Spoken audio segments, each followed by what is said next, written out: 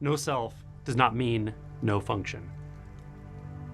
So as the perceptual filters fall away, and the perceptual filters I'm referring to here are the perception of separation, meaning you, as you experience yourself, are a distinct subject in a world of objects, or a distinct self in a world of other selves, objects, space, etc.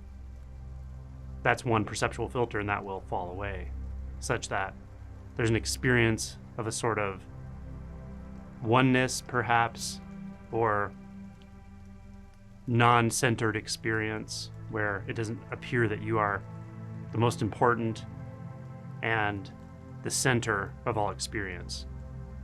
Another perceptual filter is the experience of space, of dimension, of form, such that there is 3 dimensions, and in those 3 dimensions, there is space in which experience appears, in which experience occurs, in which form exists.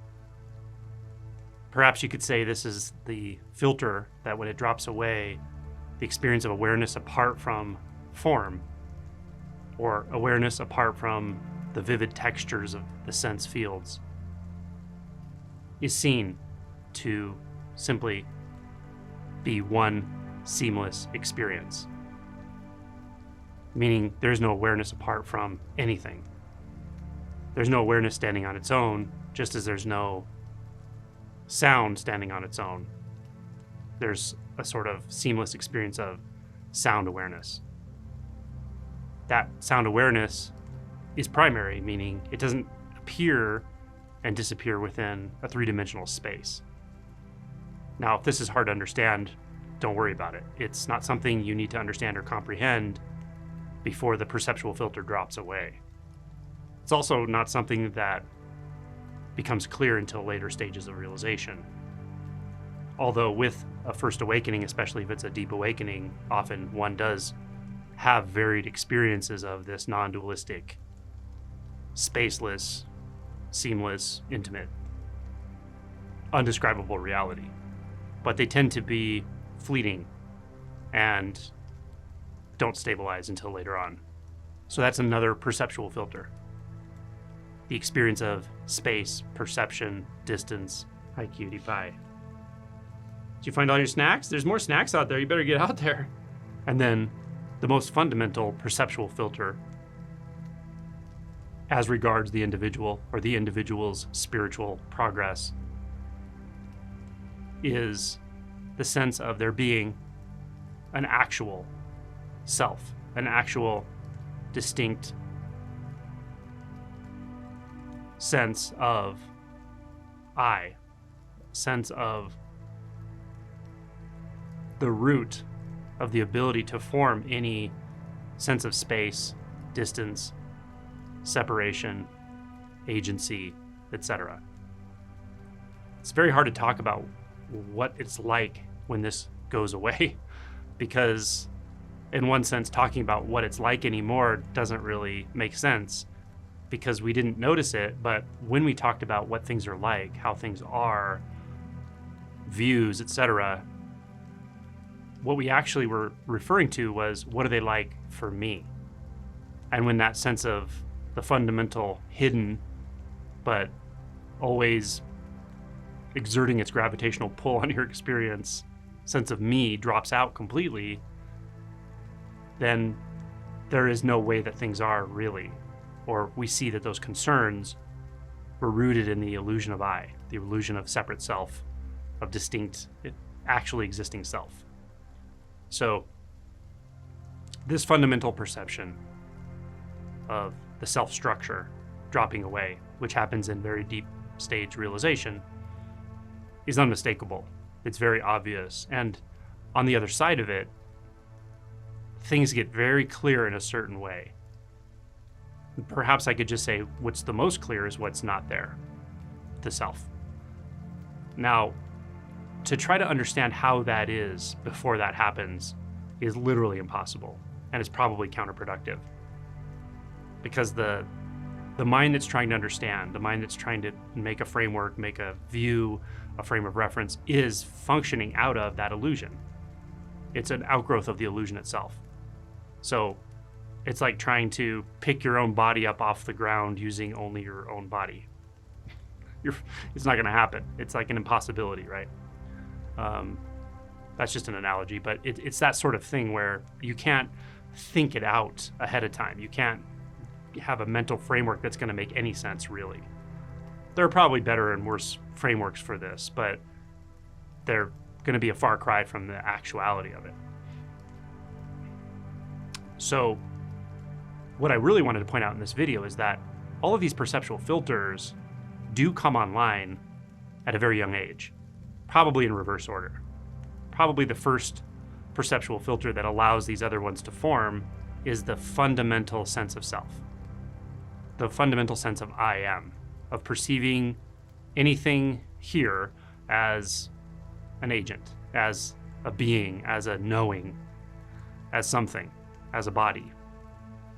And this actually occurs somewhere around 18 months old, and there are some interesting tests in developmental psychology that can kind of demonstrate when it's there and when it's not there. And they have these fun little tests with toddlers. I won't go into all of it, but that kind of demonstrate when that toddler actually starts to perceive itself as a distinct, separate entity. So it is a perceptual filter that does occur at that age. And it's kind of hard to know when the sense of space and division and separation form exactly, perhaps maybe even a bit earlier, maybe a bit later, hard to know. But there are things like object permanence that kind of give us a clue that actually happened before the sense of self, that you could argue the ability of the mind to track things into imagination is probably a precursor for all these filters, but that's neither here nor there. What I really wanted to point out was that although these perceptual filters do occur at a very young age, and they occur along with our development, our ability to function in three-dimensional space, to manipulate objects, gross motor skills, then fine motor skills, then knowledge, reasoning, memory, all of this forms as the infant grows into a child, into an older child, into a teenager, young adult. Layers of all of these sort of experiential insights of development. At the same time, the sense of self is becoming more solid, more consistent or continuous.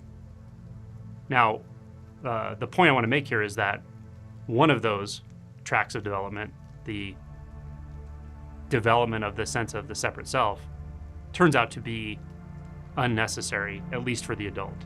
I'm not saying you should try to teach a child not to have a self or something like that. That's not at all my point. My point is, it is quite possible as an adult, as a practitioner, as someone who inquires into the nature of self, to dissolve these perceptual filters. And the other track of development, the skill sets, the function, the knowledge base, doesn't go away. It's actually still there. So what I mean by that is I can still drive. I can still operate in three-dimensional space, apparent three-dimensional space. What's different is that there's no one that's happening to.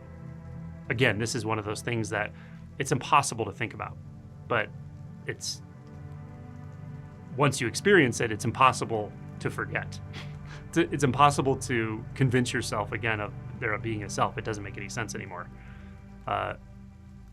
So the skill sets that you acquire, like don't just stick your hand on a hot stove, don't turn into oncoming traffic, and the basic knowledge required to function in life, or even specialized knowledge to function in an occupation, doesn't go away. It doesn't go away with the sense of self going away. It doesn't go away with the sense of space and time going away. Now, I won't say that there's no change at all, because there are changes in it. There are alterations, and sometimes there's an adjustment period, as I've described with like depth perception. But typically people who suddenly have the sense of distance drop away still are able to drive. They're still able to function, but they may notice like they have to be a little more careful for a while until they get used to it.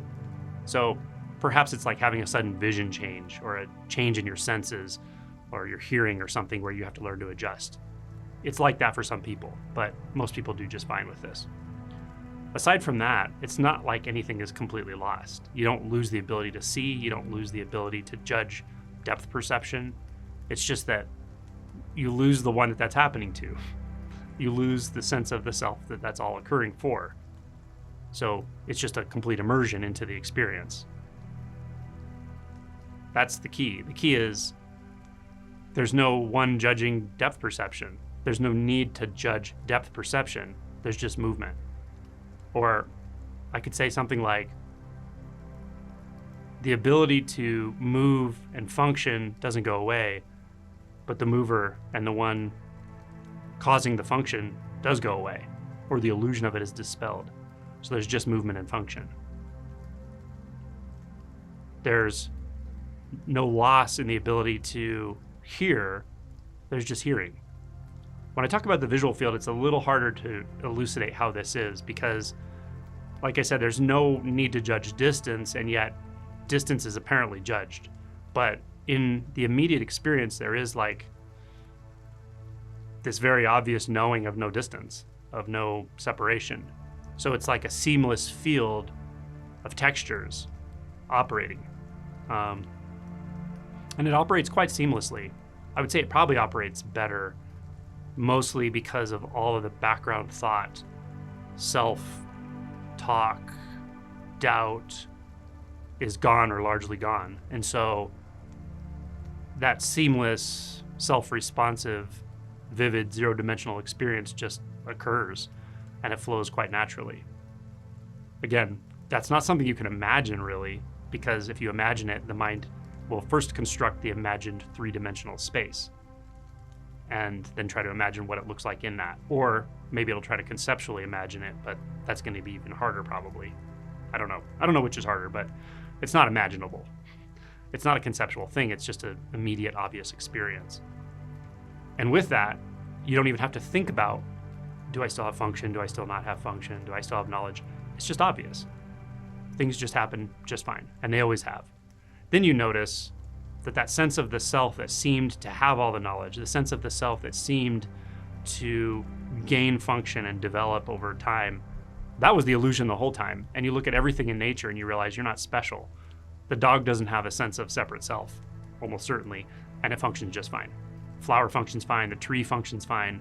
It's complex function, right? Building cell structures, moving nutrients around, photosynthesizing. You don't know how to photosynthesize, the tree does, but it doesn't have to have a self to do that, right? All of it. Geothermal events don't need a sense of self. Nothing needs a sense of self. The sky, the universe, nebulas, the gluon flux field doesn't need a sense of self, right? So you see how goofy, silly, and arrogant it is to believe there has to be someone there to cause function to occur. Function just functions. Movement moves. Stillness is still. It's so simple. And how it is very obvious, and yet it's not a how. There's no way to put that into a paradigm because there's too many degrees of freedom. I love the line in the Heart Sutra that says, freed from delusive hindrance. That's right. And there's no one that's freed from delusive hindrance, but the freedom from delusive hindrance is as bright as a million suns. It's so obvious, and it's so beautiful and simple. And the freedom is anything can be experienced. Anything can be, I could say like endured or tolerated, but that's really adding some sense of separation or doership to it. Essentially, there's infinite capacity.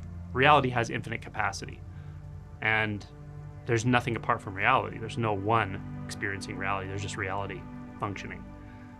And even to say that's too much, there's no actually existing reality any more than there's an actually existing unreality, neither real nor unreal, right?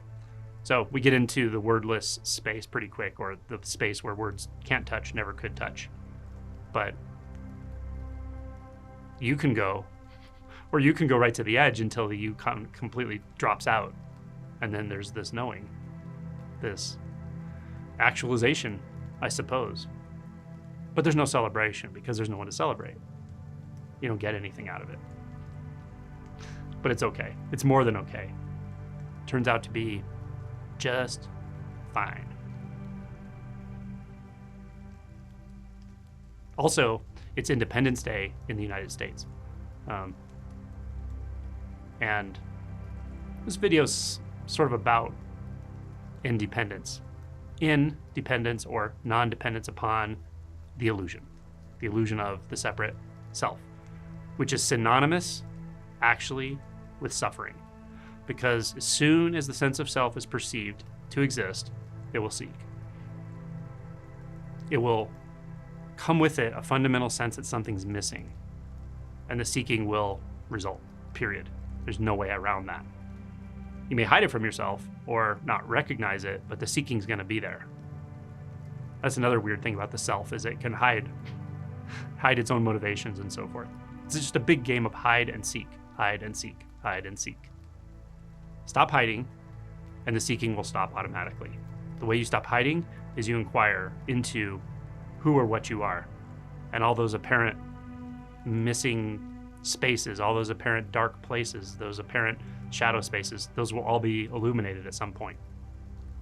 Now, that's not always a comfortable process. As you know by watching my channel, I don't BS people about this. It's all not just a bunch of bliss and equanimity. There is bliss and equanimity. There's also resistance, sadness, repressed emotion, grief, shame, helplessness, all of it. But you have the capacity for all of it. And then when you drop away, the capacity is essentially infinite. That's what it means to be freed from delusive hindrance. Happy Independence Day.